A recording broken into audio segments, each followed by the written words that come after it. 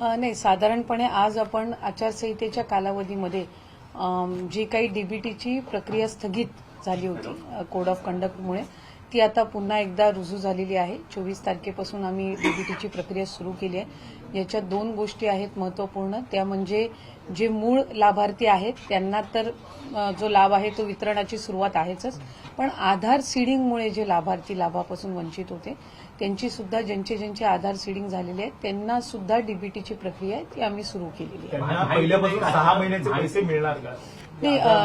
आम्ही सुरुवातीलाच ज्या वेळेला योजना जाहीर झालेली होती त्याच्यानंतर सुद्धा निकषांमध्ये एक गोष्ट जी नमूद करण्यात आलेली होती की जुलै आणि ऑगस्ट महिन्यामध्ये ज्या लाभार्थ्यांनी पात्र अर्ज त्यांचा दाखल केलेला आहे आणि जे अप्रूव्ड आहेत त्यांना त्या महिन्यापासूनचे त्या ठिकाणी मिळतील आणि त्याच्यानंतरचे जे आहेत ते ज्या महिन्यामध्ये त्यांनी रजिस्ट्रेशन केलेलं आहे तिथपासून निश्चितपणाने त्या महिन्याचा त्यांना लाभ हा मिळणार आहे। त्याच्यामुळे जुलै ऑगस्ट महिन्यामध्ये जे अप्रूव्ड आहेत त्यांना त्या महिन्यापासूनच मिळालेले आहेत।